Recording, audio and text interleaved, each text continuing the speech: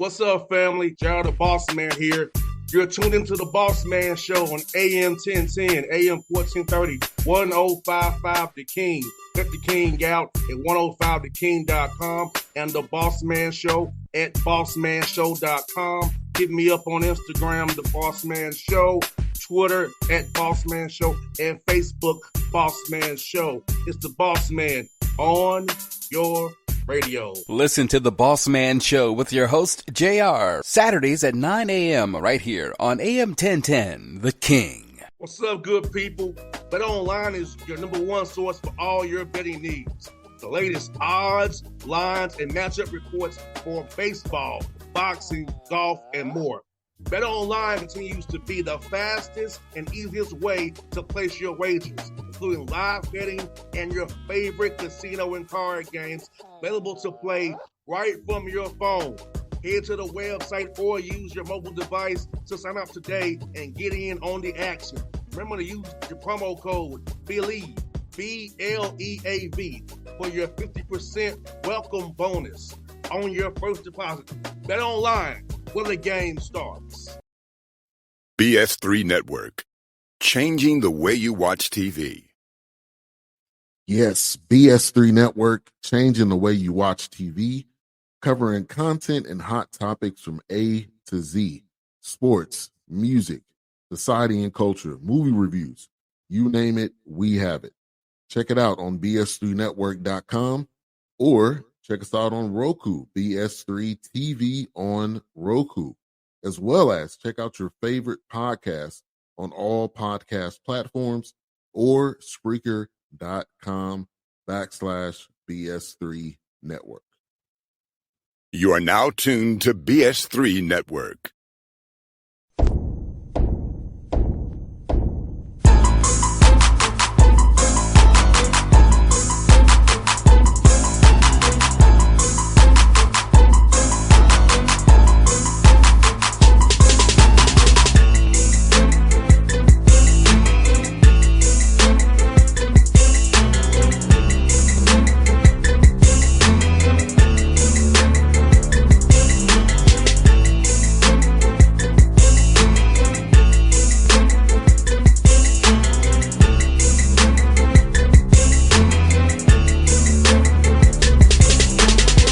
Back on the Bossman Show. New head coach of Western Kentucky, Plona, with me on the Bossman Show in the big office now. He's gonna do his thing, man. Coach, good to see you, brother. How you doing? I appreciate it. Yeah, move down the hall a couple steps. This office is a little more spacious in here, so I'll take it for sure. But no, I'm happy to be here. Obviously blessed to be the head coach now here at Western Kentucky. Looking forward to what's in front of us. No doubt, man. I must tell you, man, I came up there when you all played Mexico State last time, man. The crowd, it was a cold day, but the crowd in Dildo was crazy. So talk about knowing you're at a school where the community supports the team. You know, football's going with Tyson over there in football, man, and what Todd Stewart and the administration really is putting behind you guys. And, of course, doing facilities and things like that, having a loyal fan base up there on the top, man. No doubt, man. Like it's definitely, we're fortunate. You always want to be at a place where people care, and people care here. People want to come out. They want to support you. They want to get to know the players, whether it's our basketball team, like you said, whether it's football team, right now in the spring here, baseball, softball, whoever it is, we're at a place where there's a ton of support. There's a ton of investment. People care. People want you to do well. People want to get to know you and be part of the success. So it's kind of we're blessed to have a great AD and Todd Stewart, as you said. When everybody's moving the same direction and everybody's got the same kind of goals and agendas, in order to and ultimately, obviously, to help young people succeed and to grow and to mature and no doubt to win some games too. But when everybody's kind of moving that same direction, you're at a great place, and obviously that's what allows us to have a lot of success. And, being in Bowling Green, close to Nashville, Bowling Green's growing. Talk about that in recruiting-wise. When you talk to a young man who wants to come and get an opportunity to play for you guys, about what he can come to build this great place here on the top there, man, what you all doing with facilities, education-wise, and building around this Bowling Green itself, man. What you can sell to a young man who comes here, get a good education, and play ball at a high level in a great conference. Yeah, Bowling Green's growing very, very fast. It is kind of like I don't know, there's a mini suburb Nashville feel to it. And there's a lot of new development, new businesses, new people moving in. Just in my short time since I've been the head coach, you meet, people come up and introduce themselves, and it's, man, I moved here 25 years ago and I never left. I moved here 10 years ago and never left. Great place to raise your kids. My kids then went to WKU. Like, you hear all these individual stories about how just Bowling Green attracts and is a great place for a person or a family to live. So it's, sometimes, you wonder if where you're at, if the community, if the city is going to help or hurt. Well, shoot, it helps us tremendously here, man. Like, it's I think everybody has a passion for the people, for one another. I think there's a lot of people who moved here, lived here, and being in Bowling Green has helped their life, and now they want to kind of pay that forward to the young men, the young women that are athletes here at Western Kentucky that we coach. So when you find people that are that passionate in kind of giving back, in kind of helping us as coaches give each student athlete, each young basketball player the best experience, the best education, the best life experience, the best knowledge. We have people come in trying to, give life, whether it's advice, whether it's we just finished tax season, whether it's help with how to free advice, free aid to try to help get those type of things done. So it's a community that kind of every conversation I have ends with, hey, coach, please let me know how we can help. Please don't hesitate. Please let me know what we can do to help your guys. And no doubt, I think that you can kind of feel that infectious, positivity, that infectious attitude that people have here. You feel very, very comfortable telling parents, telling families that they should feel very, very good about their son coming to school here and living in this community for sure. And I got to experience firsthand, man. I was on the golf cart with Coach Lutz when they go play MTSU in football, right? So everybody stopped at Coach Lutz up in the golf cart. He was showing me around camp on the golf cart, but everywhere we would go, we couldn't go. He was, hey, coach. He was like, wow. It's important, you always want to be at a place where what we do is important, and I don't know, sometimes I think coaches probably talk about the pressures of a job, or, man, what happens if it goes bad? Hey, man, what happens if it goes good? Like, what happens when we win? We're a month, 6 weeks after making the NCAA tournament. What happens when we get back there in a year or two and we make the Sweet 16? And that's happened here before. So we kind of know what happens when you do that. But, man, you can create that environment, you can create that excitement, create that personal investment that people have here. There's no better experience for a young man to come here and experience that. How cool has it been getting on the floor with the guys as the head coach now, man, and guys know who you are, know what you're about, man, know you've been the head coach at JUCO level as well. So how's it been getting out there on the court and kind of running your own show again, man? It's coaching. So don't get me wrong. I think when you get to ultimately decide what we're doing and then ultimately put your own spin or personality on what we do, yeah, it's cool. That's what we all do it for. It's awesome. At the same time, I'll tell you, like, we have a lot of guys still here, returning from our team we had last year. So, and we obviously had a lot of success. So it really hasn't been. I'm fortunate that I was a head coach for a while, because I think that the experience teaches you, hey, don't break it if it ain't broken. We have a good thing going. Our guys are in a really good place. We've created a basketball family and a togetherness that is unique. So kind of as we move in, yeah, it's my year one, but it's really our year two, and we're really building together. We really have a close bond together. So yeah, going out there, it's been cool, but I wouldn't tell you I'm necessarily trying to just right away say, hey, man, it's about me. No, it's not about me, man. It's about trying to pick up, to kind of build on where we were. It's about each and every player that we have. And no doubt it's been cool for me, because as a junior college coach, you coach freshmen and sophomores. Man, we're now about 6, 7 seniors here that are, 22, 23, 24 grown men, we have guys that have college degrees that are getting their master's degree on our team right now. So that's kind of the coolest part is, man, here in my first year, man, I get to coach guys that I love, guys that love one another, guys that have a bond, that we have a trust, and they're young adults. So it's kind of a cool experience being able to step into this chair, into this office, as we talked about, at the same time, man, with people that we're really close with, that we can just hopefully keep moving forward from where we were at last year. And you know what? When you and I played, we only got to really work out during October time, right before season started. So talk about now having the guys 2 sessions of summer school now, then the fall when we get back into August, really work on the club development piece, but also we talk about team cohesion, being on one accord. So when adversity does hit, you really are a family. You're not trying to do it on the fly. No doubt. I think that I think the best teams they certainly have each other's back in all times. Like nobody's perfect. So man, when I make a mistake, do they have my back? When we're on a fast break layup and a guy gets a little carried away, misses a dunk, are we getting right back on defense? Like, or are we blaming? Like, I think that's the cool part about our team is through all we've been through, we have each other's back through the ups and downs, because there's going to be downs, there's going to be mistakes, there's going to be negative moments, there's going to be you run a perfect play and you miss an open shot. Like, those things happen in basketball. So it's about having one of those back. And as you said, like we are on the court right now. We're not. It's more calm than during the season, but we're doing a lot. Certainly in the weight room, we do groups of 3 or 4 right now, just trying to make sure we work on their individual development. We want guys to be better, no matter what position you are. We don't really have positions, but whatever position you are, man, we want your ball handling to be better, your passing to be better, your shooting to be better. We want everybody working on those things. We don't want this to be the last place that anybody plays basketball. I'm hoping in 5 years, I'm telling you, man, we had 12 pros on that team. So no doubt. And kind of in the spring, I think, to me, we really work on a lot of individual stuff, especially coming off the season.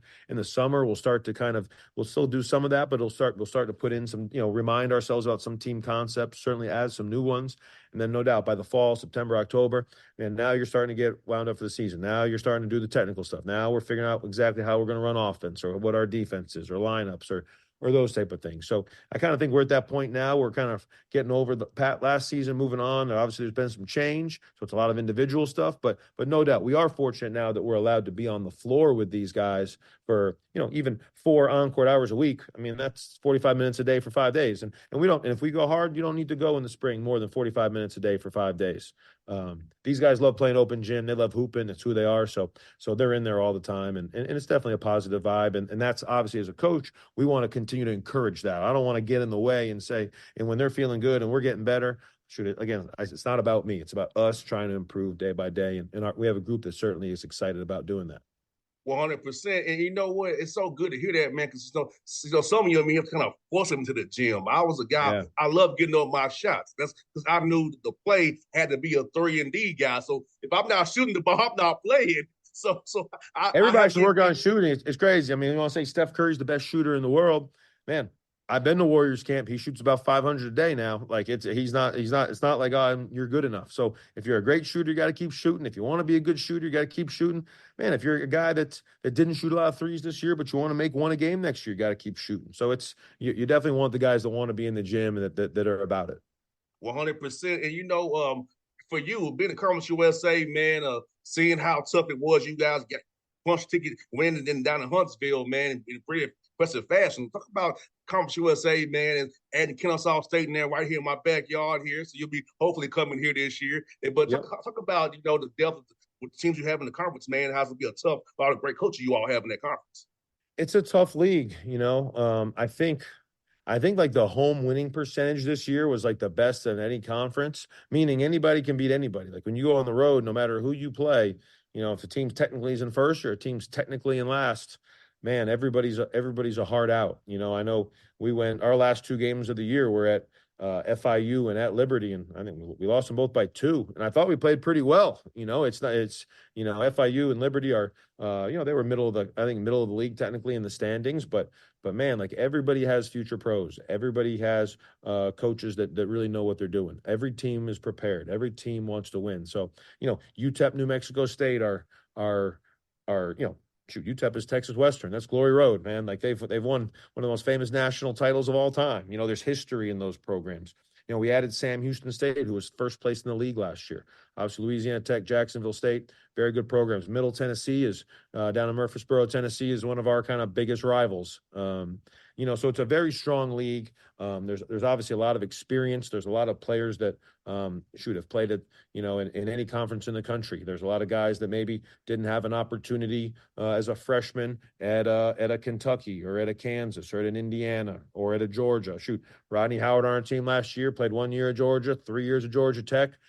comes and plays 1 year, and he's 6th man of the year in our league and all conference player. So there's a lot of guys that come and play on our teams that no doubt when you go to Georgia Tech, there's 12 players good enough to play there. Maybe as you get older and you learn from that stuff, maybe there's a little bit more of an opportunity as a senior to come here and play. So the coaches in our league do a great job at recruiting. There's a lot of historically very, very good basketball programs, and no doubt we're fortunate to be in one of the best leagues in the country.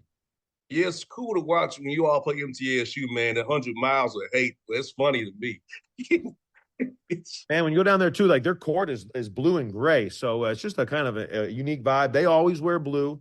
We always wear red. So no matter if it's home or road, you always wear the same uniform. And no doubt they call it 100 miles of hate, which is I think those nicknames and stuff are pretty cool. I mean, I don't know that anybody hates each other. I think but I think it's kind of sells the game and kind of adds to the rivalry. It's basketball hate. So, which, it's basketball competition, which I think is a positive thing. So it's a cool game to be a part of for sure. Yeah, man. Going to Tennessee State where I went to school at, man. I remember it was all in the OVC together. It was Western and OVC. So it was Tennessee Tech, MTSU at the time, Austin P, Martin. So it was fun. Back in the old OVC days, not the new OVC days. But you all players always crazy. For us, was Austin P was the one that hated us the most. It was Austin P. But MTSU and WP hate each other the most. Yeah, that seems to no doubt. I learned pretty quick if somebody asks you who our biggest rival is, it's Middle. It's Middle. Yeah. For sure. Yeah, Coach McDermott does a heck of a job. He does a heck of a job down there, man. He's a good buddy of mine too. He always hits me about Atlanta Hawks stuff. So it's great coach for sure. Yes, sir. And for you, Coach Plona, man, being at Bowling Green, so you can get anybody you want to, man. So talk about recruiting in the South and recruiting Kentucky as well, finding the right fits for you as the COVID year goes away. So now having more young guys will be more able to do now. About all the old guys going to go foster out the system now. The COVID year being the last year this year coming up. Yeah, I agree. We're in a great area for recruiting because we're not super far from cities both in the South and cities in the Midwest. Like we're kind of a really good central location, and we're easy to get to. And obviously there's a lot of players within 3, 4, 5 hours of our school. Right here in Kentucky, there's a lot of players now. There's Kentucky. Kentucky's a basketball state. There's places that are football states or whatever. But man, you grew up in Kentucky, man, you want to be a hooper. So there's a lot of really good players all throughout the state of Kentucky for sure. And no doubt we do definitely want to start locally in our recruiting. So whether that's, we have a young man from Evansville, Indiana, which is an hour and a half away. We have a young man from Nashville, Tennessee, which is 1 hour away. So whether it's Kentucky, Tennessee, Indiana, Atlanta, any kind of, there's a lot of different areas that are easy for the guys to get home for a weekend, for their parents to come to a game, for family to be around, and I think I think family being close really helps motivate us all to do our best to what we do. So no doubt we're in a great area for sure. As far as the COVID thing, this is the last year where, fifth year, COVID freshmen will be 5th year seniors this year. So no doubt as we move forward, it kind of gets back. That's to me, it's a unspoken part of why there's so much moving around and transferring, because there still are 5 classes of players, squeezed into 4, and after next year, so there's really 2 senior classes. If you were a freshman in 21, you're a senior. If you were a freshman in 22, you're a senior. So there's really 2 senior classes this year. And then when those guys are out, I think it will kind of get back to that, typical 4 freshmen, sophomores, juniors, seniors. It'll kind of be a little bit more normal where we do have to get out and recruit. I think a big priority for us here in April and May and June is to try to find guys for the class of 2025, to find high school players that want to step in and have a big impact. I get it that, kind of one of our recruiting pitches, and it's not a sell, it's the truth. I think that, if a freshman wants to come in and play a big role in the class of 2025, we have an opportunity for that, and if you target and identify and build those relationships early, get those young men and their families to campus, man, they can see why this could be such a great opportunity. So we're definitely looking forward to doing that here as we get into next year. And Coach Plona, let me ask you about the scheduling now. I know you're making schedules now, so how you going to approach it now for us trying to get the right matchups, right home games for you all, and play the right teams to get you ready for that tough Conference USA slate you have coming up in January? Yeah, we're working on it right now. It's a little bit of a work in progress. sometimes I feel like coming off. I try to tell everybody I'm a rookie, but sometimes coming off a tournament berth, and returning a bunch of guys from that team. I get the impression not everybody's eager to play us, so we're trying to take on all comers. We have a group that, I don't know, we're halftime of our NCAA tournament game versus Marquette. We're up by 7, so like we have a group that wants another shot on the big stage, and we're going to do everything we can to prepare ourselves for that. So, yeah, for sure, we want to get great teams here in Diddle Arena. We're going to go on the road and challenge ourselves. Against anybody that wants to that thinks would be a good game for them. So I think that with kind of an older group like we have, I think it's going to be really important for us, no doubt, to try to, like I said, pick up where we left off. So I know that this group is eager to play the best of the best. So we're going to try to. We're at the very beginning stages. Got a couple games locked in. Got a couple good opponents already for sure. But man, we're trying to make sure that kind of over the next month or two that we find some high level teams that no doubt will be a challenge. We're not trying to come up with a schedule that we feel like we'll go undefeated on. We'll try to win every game now. Don't get me wrong, but the goal is to prepare and play to win those games, not to try to schedule to win games. We want to schedule to get better. We want to schedule to give our guys great experience. We want to play kind of, like I said, the best teams that'll play us. So we're piecing that together, and when hopefully when that's complete, hopefully it's a 31 game schedule that everybody thinks will be a great challenge, but one that can prepare us for hopefully another NCAA tournament run. That's one for your coach, man. So when you're not coaching your team hard, being around your team, man, how do you kind of get away from the game and kind of get some time for yourself and decompress? How's that for you? There hasn't been a lot of decompressing since the season ended, to be honest with you. All this kind of happened pretty fast, and it kind of moves around to the next thing. But I do think in the summer, I do think that just trying to find a balance, with any kind of. I think successful people work very hard, but I also think that there's a balance that you have, because you do want to be the best version of yourself in that work. You don't want to be overwhelmed. You don't want to be stressed out. You don't want it to be too much. So I don't know. I try to friends and family, and certainly players and former basketball players. I think that kind of always fuels me. You in junior college, you have a lot of guys that move on to different places, and so to me, the off season is a great time to make sure you stay connected. I don't know. I used to try to play golf when I was younger, but now I play about 2 or 3 times a year, and it's frustrating. So that's not very relaxing. So I think I might have turned the page on that. At this point in life, man, going to someplace warm, maybe for a long weekend, seeing the water, sitting on a beach, relaxing. We move a million miles an hour. So some people go on vacation I hate that word, 2 or 3 day break to do something. Obviously, sometimes we do it to decompress. So I just think trying to find a balance, but just having a kind of a positive, steady mindset kind of makes you the best version of yourself. No doubt, Coach. I look forward to seeing you real soon, buddy. Glad you got the job, man. Hopefully you got the job that you did, man. So look forward to kicking it with you, man, up there in Bowling Green, and come see you out Wyoming Town up there, man. Appreciate it. Come up anytime. You know that. All right, bro. Thank you so much, brother. Thank you. All right. BS3 Network. Changing the way you watch TV.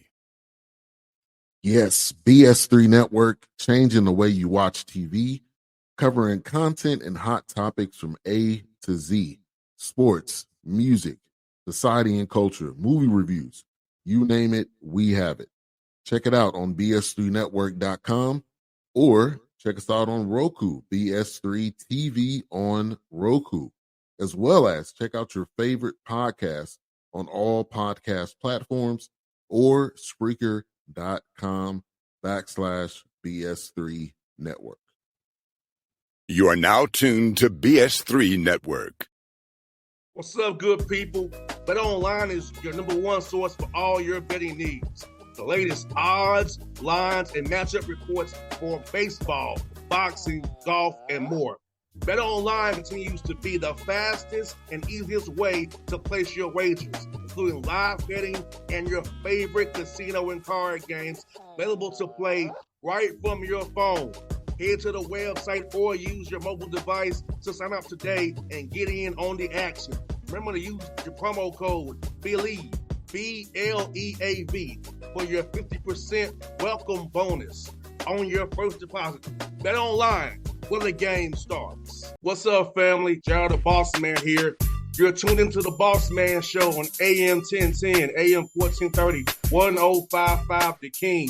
Let the King out at 105theking.com and the Bossman Show at bossmanshow.com. Hit me up on Instagram, the Bossman Show, Twitter at Bossman Show, and Facebook, Bossman Show. It's the Bossman on your radio. Listen to the Bossman Show with your host, JR, Saturdays at 9 a.m. right here on AM 1010, The King.